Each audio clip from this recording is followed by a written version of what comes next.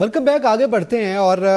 मैं ज़रा सलमान अनीस साहब आपसे जानना चाहता हूं, आप क्या समझते हैं जो बीएनपी के रहनुमा हैं सरदार अख्तर मेंगल, उनसे मुलाकातें भी 26वीं आईनी तरमीम के दरमियान भी रहीं और फिर उनसे पहले भी हमने माजी में देखा ये वादे किए जाते रहे कि वो जो शिकायत करते थे, जो उनके तहफ़्फ़ुज़ात थे बलूचिस्तान के हवाले से, मगर अब सूरत हाल ये है कि उन पर मुकदमा दर्ज कर लिया गया और कहा गया कि उन्होंने ज़दोकोब किया। आज जब सेनेट इजलास पे वो अंदर आ रहे थे तो क्या कोई अब उनको कोई दहशतगर्द करार दिया जा रहा है?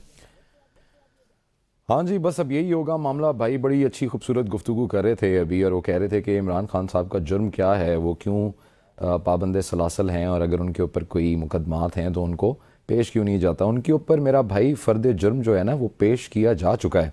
और वो ये है कि फ़कीह शहर बोला बादशाह से बड़ा संगीन मुजरिम है ये आका, इसे मसलूब ही करना पड़ेगा क्योंकि इसकी सोच हमसे मुख्तलिफ है। तो देखें, ये अख्तर मेंगल साहब जैसे लोग, खान साहब जैसे लोग, और इन जैसे बहुत सारे लोग जो इनकलाबी हैं या मुख्तलिफ सोच रखते हैं, तो इनको तो मसलूब करना ही पड़ेगा। जो हमारा सिस्टम है वो तो इनकी आवाज़ को दबा के, इनको सिस्टम से गायब करके, डिलीट करके, -1 फार्मूला निकाल के किसी ना किसी तरीके से इनको नज़रअंदाज करना चाहता है और करता रहता है। ये भी हमारी तारीख का एक बड़ा अच्छा जो है ना शाखसाना है। नाउ कमिंग बैक टू कि अख्तर मेंगल साहब ऑफ ऑल द पीपल, उनको क्या हुआ? देखें, उनकी पार्टी के जो लोग हैं वो मुनहरफ हो गए, उन्होंने शायद उनके अहकामात की हुक्म अदूली की, और जिस तरह की बात सामने आ रही है कि जो उनके जो सेनेटर थे उन्होंने जो प्रेस कॉन्फ्रेंस की है वो उन्होंने गन पॉइंट के ऊपर की है, और उन्होंने एक सेनेटर को जो है वो डराया, धमकाया, ज़दोकोब किया है असेंबली के अंदर और प्रेस कॉन्फ्रेंस करवाई है। तो ये तो बड़ा संगीन जुर्म है, इसकी सज़ा तो उनको भुगतनी पड़ेगी। नज़रअंदाज कर देते हैं उनकी सियासी जो जीरक है या जो सोच है, नज़रअंदाज कर देते हैं उनके उस नहीं, वो तो ये कह रहे हैं कि अख्तर मेंगल साहब ने सेनेट हमले को ज़दोकोब किया है ना। जी, अब खबर तो यही आ रही है, वो जो ये उनके ऊपर दहशतगर्दी का मुकदमा है वो किस चीज़ के ऊपर है? वो इसी चीज़ पे जी, सेनेट स्टाफ को उन्होंने ज़दोकोब किया, दहशतज़दा किया। तो वो यही है ना, और वो ये भी है कि अपने सेनेटर से उन्होंने ज़बरदस्ती बयान दिलवाया है कि मैं तो गुम हो गया था, और वो ये सारी चीज़ें भी उन्हीं के ऊपर उसके ऊपर पॉइंट आउट की जा रही हैं। Anyway, नाकिंग coming back to the point where we were, देखें, टारगेट्स सेट किए जाते हैं, उन अहदाफ के हसूल के लिए लोगों को जो है वो हरास किया जाता है, और जब वो अहदाफ कंप्लीट कर लिए जाते हैं और उसके बाद कोई आवाज़ निकालने की कोशिश करता है तो उसकी आवाज़ को इसी तरह दबाया जाता है। हमारे तो पैनल के अंदर इस पूरी की पूरी ये जो इतनी बात हमने की है इसके लाइव एग्जाम्पल्स मौजूद हैं। किसी को कोई शक हो, खालिद साहब से पूछ लें, इन्होंने बहुत कुछ जो है वो सफ़र किया है, एक दौर में नहीं, मुख्तलिफ अदवार में किया है। हर फॉर्म ऑफ गवर्नमेंट के अंदर कभी जर्नलिस्ट को पकड़ा जाता है, उनको दबाया जाता है, कभी एक्टिविस्ट को पकड़ा जाता है, उनको दबाया जाता है। अब आजकल नया ज़माना है, आप सियासतदानों को पकड़ते हैं, उनको दबाते हैं। सही। अच्छा, अब इस पे नौशाद साहब मैं आपसे जानना चाहता हूँ, एक और भी बड़ी अहम डेवलपमेंट है और वो है अफरासियाब खटक साहब ने जो चैलेंज किया है, उसमें उन शिकों को चैलेंज किया गया जिसमें हाई कोर्ट जजेस की कारकर्दगी का मामला है, नया चीफ जस्टिस की तैनाती है। ज़ाहिर है 26वीं आनी तरमीम बुनियादी तौर पर तो इन्हीं चंद शिकों के गिर्द ही घूम रही है, बाकी तो सब बातें जो हैं वो बाद में आती हैं। अब ज़ाहिर उस पर अमल दरामद भी शुरू हो गया है, लेकिन ये ज़ाहिर है ये फुल कोर्ट बुलाने की बात की गई है, तो आप समझते हैं जस्टिस याया अफरीदी की जो बतौर चीफ जस्टिस वो सुप्रीम कोर्ट में इस केस को लगाएंगे और इस पर कोई पेशरफ्त हो पाएगी? देखिए, मेरा ख्याल है कि इसको लगाया भी जाएगा, और अब तो ये मसला जो है, जो अरेंजमेंट अब आपके सामने आपको नजर आ रहा है, उसमें हुकूमत का कंट्रोल जो है वो खासी हद तक बहाल करने में कामयाब हो गई है हुकूमत। तो मुझे नहीं लगता कि हुकूमत को कोई इस तरह का प्रॉब्लम है, क्योंकि देखिए आईनी बेंचेस किसने अनाउंस करने हैं, जुडिशल कमीशन की कॉम्पोजिशन क्या है, और फिर वहां पर जो आईनी बेंच तश्कील दिए जाएंगे वो किस तरह से होंगे, और उसके जरिए जब इस केस को सुना जाएगा तो उसके नताइज भी हमें पता है। हम लाइक माइंडेड जो बेंचेस हैं उससे लेकर वो इफ्तिखार चौधरी के कोर्ट्स भी, और वो आपको याद होगा साकिब निसार साहब भी, खोसा साहब भी, तो हम देखते आए हैं ये सारा मामला मुख्तलिफ अदवार में जो हमने देखा है। असल में जो किस्सा है ना, ये खालिद साहब ने जो जिसकी तरफ इशारा किया था, हमारे यहाँ थोड़ा सा जरा मसला ये है कि हमारे यहाँ शुरू से एस्टेब्लिशमेंट का जो किरदार है आपकी सियासत में भी और आपके दीगर मामलात में भी, वो बहुत स्ट्रांग रहा है। चाहे फातिमा जिन्ना की मिसाल ले लीजिए, चाहे बेनज़ीर भुट्टो साहिबा की मिसाल ले लीजिए, मियां नवाज शरीफ साहब की मिसाल ले लीजिए, इमरान खान साहब, किसी भी मिसाल ले लें, सियासत जो हमारे सियासतदान हैं वो उस हद तक موٹی کھال والے ثابت نہیں ہوئے جتنی موٹی کھال والے کے بارے میں خالد جمیل صاحب ابھی بتا رہے تھے کہ پاکستان کی ہے یا ہمارے لوگوں کی ہے، عوام کی. تو ان سیاستدانوں کی کھال اتنی موٹی نہیں ہوتی، جس کا نتیجہ یہ ہے کہ یہ اس پریشر کو یا ان معاملات کو ڈیل نہیں کر پاتے، اور پھر وہ اس اشاروں پر چلتے ہیں، ان اشاروں پر اس کہنے پہ چلتے ہیں جو ان کو کہا جاتا ہے. تو اب جب یہ معاملہ یقیناً چاہے فل کورٹ بنے، چاہے آئینی بینچ کے سامنے آئے، کتنے ممبران کا بینچ بنایا جاتا ہے، یہ ساری چیزیں جو ہیں یہ تو اب جب کی جائیں گی تو پتہ چلے گا. لیکن میرا نہیں خیال کہ یحییٰ آفریدی جو ہے وہ اس معاملے کے اندر کو تھوڑا سا یہ کہہ لیجئے کہ وہ اس کیس کو لگائیں گے نہیں. ہاں یہ ضرور ہے کہ ایک اور جو چیز امپورٹنٹ تھی کہ پریکٹس اینڈ پروسیجر میں یہ کہا گیا تھا کہ مقدمات جس ترتیب سے آ رہے ہیں اس ترتیب سے سنے جائیں گے. تو وہ ایک شاید ایلیمنٹ بھی ہوگا اس کے اندر کہ وہ اس کا نمبر کتنا لگتا ہے یا کب اس کی باری آتی ہے. یہ ساری چیزیں جو ہے ابھی دیکھیے کہ جب وہ حلف اٹھا لیں گے. نہیں، بذات خود نوشاد صاحب ایک کنفیوژن اس پہ آ رہی ہے نا، بذات خود یہ کیس جو ہے وہ سپریم کورٹ میں سنا جائے گا یا آئینی بینچ میں جائے گا، اس کی کیا صورتحال ہوگی؟ یہ جو اس طرح کے جو آئینی معاملات ہیں جو چیلنج ہوں گے، اس کی کیا دیکھیے آئینی بینچ جس چیز کے اندر آئین کی تشریح آپ کو مطلوب ہوگی،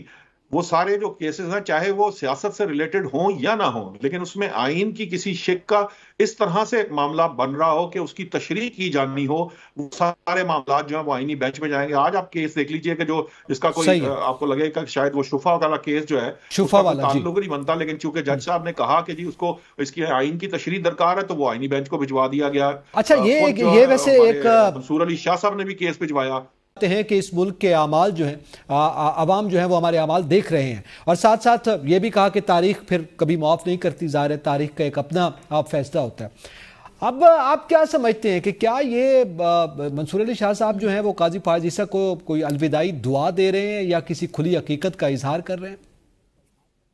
یہ بالکل کھلی حقیقت کا اظہار ہے نکی، اور وہ حقیقت جو جسٹس قاضی فائز عیسیٰ سمجھتے ہوئے بھی پریٹینڈ یہ کرتے رہے کہ وہ سمجھے نہیں ہے.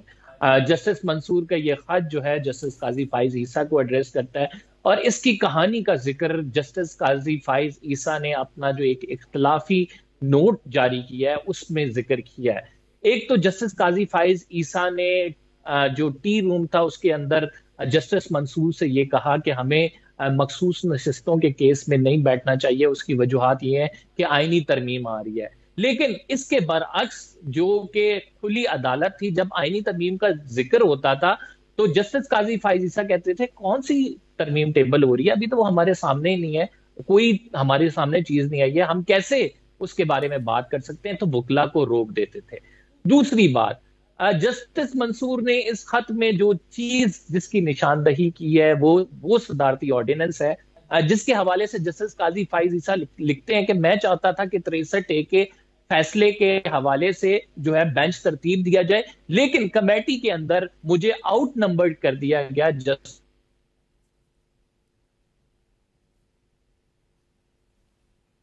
منیب اور آئینی ترمیم کے وقت اس کو لگانا چاہتے تھے، لیکن جسٹس منصور اور جسٹس نے اٹارنی جنرل کے ذریعے وزیر قانون تک، وزیر قانون پھر مشاورت ہوتی ہے، پھر راتوں رات پھر آرڈیننس نکل آتا ہے، جس آرڈیننس میں ترمیم کر کے جسٹس قاضی فائز عیسیٰ کو یہ اختیار حاصل ہو جاتا ہے کہ وہ جسٹس منیب کو سائڈ پہ کریں، اور جسٹس امین الدین خان جو کہ سینیورٹی پہ 5ویں نمبر پہ جج تھے ان کو شامل کر لیا جائے. اور وہ پھر جو ہے جسٹس منصور جب اس کا بائیک آؤٹ کرتے ہیں تو کیونکہ 2 ان کے ہو گئے تھے، جسٹس منصور ویسے ہی مائنورٹی میں تھے، تو دوبارہ سے 63A کا جو کیس ہے سماعت کے لیے مقرر کر دیا جاتا ہے. اور اس میں بینچ کی جو ہم باتیں کر رہے تھے کہ ہمیں پتہ ہے کہ آئینی عدالت میں جو آئینی بینچ ہوگا اس کی ترتیب ایسے بنائی جائے گی کہ اس بینچ کی ترتیب سے فیصلہ واضح ہو جائے گا. ایک میں آپ کو بات بتاؤں کہ سپریم کورٹ کے رپورٹر جو کافی عرصے سے کور کر رہے ہیں وہ اس چیز کو جانتے ہیں کہ بینچ جب ترتیب دیا جاتا ہے تو پتہ لگ جاتا ہے کہ کس طرف بینچ جائے گا، کیونکہ اس میں زیادہ ججز کا جھکاؤ کس سائڈ پہ ہے. 63A کے فیصلے میں بالکل ایگزیکٹ یہ پکچر تھی کہ جب اس میں جسٹس منیب کو شامل کیا گیا تو تو 4-1 سے فیصلہ آنا تھا. جسٹس منیب اس میں بیٹھے نہیں, یونینیمس فیصلہ آیا, اور اس یونینیمس فیصلے کو ٹائمنگز آپ دیکھیں کہ اس ٹائمنگز کے بعد پھر ہمیں فلور آف دا ہاؤس پہ روتی ہوئی جو ہے پارلیمنٹیرینز نظر آتی ہیں کہ سر ہمیں تو اٹھایا جا رہا ہے, ہمارے گھر والوں کو اٹھایا جا رہا ہے. تو اس پورے کنڈکٹ کو دیکھ کے مجھے یہ بتائیں کہ جسٹس قاضی فائز عیسیٰ یا تو کبوتر کی طرح آنکھیں بند کر کے بیٹھے رہے, یا پھر اس پورے معاملے کو فیسیلیٹیٹ کرتے رہے. تو یہ روز روشن کی طرح آیا ہے کہ انہوں نے فیسیلیٹیشن کیا. بلاول بھٹو زرداری نے اب تو یہ کہہ دیا ہے کہ اگر جسٹس قاضی فائز عیسیٰ نہ ہوتے تو ہم نہیں سمجھتے تھے کہ ہم یہ کام کر پاتے. جی بالکل واضح ہے. اس سے پہلے بھی ظاہر ہے وہ ان کو سلام بھی پیش کرتے رہے. اچھا میں اب سلمان علی صاحب آپ سے جاننا چاہتا ہوں, جیسے منصور علی شاہ کے خط میں بہت سی چیزیں تھیں, لیکن اس میں انہوں نے ایک اور کوٹ لکھا سر تھامس کا. انہوں نے کہا کہ جب سیاستدان اپنے عوامی فرائض کی خاطر اپنے ذاتی ضمیر کو ترک کر دیتے ہیں تو وہ تباہی کی جانب مختصر راستے پر اپنے ملک کو گامزن کر دیتے ہیں اور اس کی رہنمائی کرتے ہیں. تو آپ کیا سمجھتے ہیں, ان لفظوں کو نصیحت سمجھا جائے یا شکایت سمجھی جائے؟ اب ظاہر ہے اس میں سیاستدانوں کا ذکر ہے اور وہ خط لکھا جا رہا ہے چیف جسٹس قاضی فائز عیسیٰ کو, تو یقیناً ایک بڑے اسپیکٹرم کی بات کی جا رہی ہے. کتنی حد تک احاطہ کیا گیا ہے اس میں؟ بالکل نہیں کیا جا سکتا. دیکھیں بات یہ ہے کہ ہماری جو جوڈیشری ہے وہ اپنی پرفارمنس کی وجہ سے کوسچنیبل ہے, جس کی وجہ سے آپ کی پارلیمان کو ایک ریزن ملتا ہے, ایک ایکسکیوز ملتی ہے, ایک دلیل ملتی ہے ان کے پر کاٹنے کے لیے, جس طرح آپ کی 26ویں آئینی ترمیم میں ہوا ہے. اب جب ہم واپس پلٹ کے جاتے ہیں اور جب وہ ساری چیزیں واپس جوڈیشری کی طرف رول بیک کریں گی تو وہ واپس پارلیمان کے اوپر حملہ آور ہوں گے, اور اس کے بعد پھر وہ کوشش کریں گے کہ کسی طریقے سے اپنی سپریمیسی جو ہے اس کو وہ بڑھا سکیں اور پارلیمنٹ کا جو رول ہے اس کو کسی طریقے سے کرٹیل کریں. تو یہ ٹگ آف وار تو چلتی رہنی ہے. دیکھیں میں پہلے بھی آپ سے یہ ذکر کر رہا تھا کہ قوانین بنانے کا مقصد یہ ہوتا ہے کہ ایک عام آدمی کی زندگی کے اندر اس کی بہتری آئے, اس کا کوئی امپیکٹ ہو, اور آپ کی جو روزمرہ کی زندگی ہے اس کے اندر لوگوں کی, عام شہریوں کی جو زندگی ہے اس میں کوئی بہتری آ سکے. یہ تو وہ قوانین ہی نہیں ہے, یہ تو وہ بل ہی نہیں ہے جس کا عام عوام سے یا اس کے مسائل سے کوئی تعلق ہو. اب وہ ججز آپس میں ایک دوسرے کے متھے ہوئے ہیں, وہ کوئی شکوہ کر رہا ہے, کوئی شکایت کر رہا ہے. سر جی وہ کہہ رہے ہیں انوائرمنٹ کا بھی ہے, کیوں نہیں ہے سر؟ عوام کا سانس لیتے ہیں ماحول فضا کے حوالے سے, اس انوائرمنٹ میں جس میں آپ سانس لے رہے ہیں. لاہور کو بھائی بیٹھے ہوئے بیمار ہوئے ہیں, پہلے کھانستے رہے ہیں 3 منٹ. دنیا کی سب سے گندی ایئر کوالٹی انڈیکس ہے اس وقت لاہور کی رپورٹڈ. تو کیا ہمارا ماحول ٹھیک ہونا ہے, چاہے وہ ایکچول کلائمیٹ کا ہو, چاہے وہ ملکی سیاست کا ہو, چاہے وہ آپ کے جوڈیشری کا ہو, یا چاہے آپ کے مقتدرہ کا ہو, ماحول تو آلودہ ہو چکا ہوا ہے. اور آپ اگر کسی سے بھی بات کریں, کسی بھی شخص سے, تو آپ کو اب باقاعدہ گھٹن محسوس ہوتی ہے یہ سانس لینے میں, میٹافورکلی بھی اینڈ لٹرلی بھی. تو اب جس نہج کے اوپر ہم اللہ کرے آئینی ترمیم کے بدلے میں لاہور کی اسموگ بھی شاید ختم ہو جائے ایسی صورتحال میں. آپ کو لگتا ہے؟ ابھی نشاط صاحب کہہ رہے تھے کہ جس کا آپ ذکر کر جی بالکل تازہ آب و ہوا اور اس حوالے سے کوئی بل ایسا نہیں آیا جس میں غریب کی روٹی کے لیے جو ہے وہ کام کیا گیا, اور کوئی بل ایسا نہیں آتا جس کے اندر غریب کے بچے کے علاج کے لیے یہ ایک المیہ ہے, یہ ایک المیہ ہے کہ اس وقت اس حوالے سے بڑی طرح عوامی مفاد کا صرف لیبل استعمال کیا جا رہا ہے, مگر عوامی مفاد کے حوالے سے حقیقی طور پر پریکٹیکلی کوئی فیصلے نہیں کیے جا رہے. تمام پینلسٹ کا بہت شکریہ, اجازت دیجیے, اللہ حافظ.